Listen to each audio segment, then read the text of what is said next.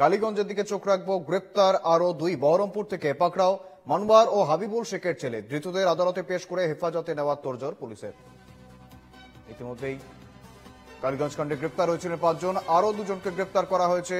বহরমপুর থেকে পাকড়াও মনোয়ার ও হাবিবুল শেখের ছেলে। ধৃতদের আদালতে পেশ করে হেফাজতে নেওয়ার তোড়জোড় পুলিশের। এই নিয়ে এখনো পর্যন্ত গ্রেপ্তার